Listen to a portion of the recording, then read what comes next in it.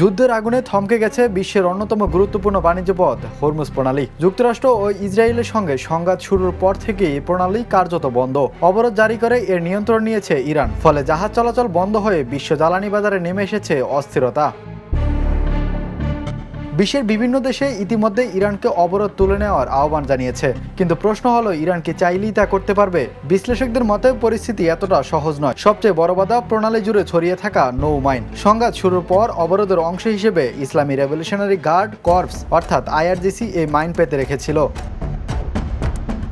কিন্তু এখন সমস্যা হলো এই মাইনগুলোর সঠিক অবস্থান অনেক ক্ষেত্রেই অজানা। কারণ দুটি: প্রথমত, সব মাইনের সঠিক রেকর্ড রাখা হয়নি। দ্বিতীয়ত, অনেক মাইন স্রোতে ভেসে গেছে বা অবস্থান পরিবর্তন করেছে। ফলে পুরো প্রণালীকে নিরাপদ ঘোষণা করা এখন অত্যন্ত কঠিন।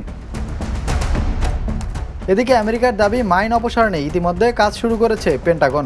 মার্কিন যুদ্ধজাহাজ ইউএসএস ফ্র্যাঙ্ক পেটারসন এবং ইউএসএস মাইকেল মার্ফি ইতিমধ্যে হরমুজের পথে রওনা হয়েছে। তবে ইরানের আইআরজিসি জানিয়েছে নির্দিষ্ট শর্তে বেসামরিক জাহাজ চলাচলের অনুমতি দেওয়া হতে পারে, কিন্তু সামরিক উপস্থিতি নিয়ে এখনও তারা কঠোর অবস্থানে। বিশ্বের অন্যতম গুরুত্বপূর্ণ জ্বালানি রুটে এই উত্তেজনা আন্তর্জাতিক বাজারে আরও বড় সংকট তৈরি করতে পারে বলেই আশঙ্কা বিশ্লেষকদের। এখন প্রশ্ন, হরমুজ কি আবার স্বাভাবিক হবে নাকি সংকট আরও গভীর হবে? Imran Hossain, the news.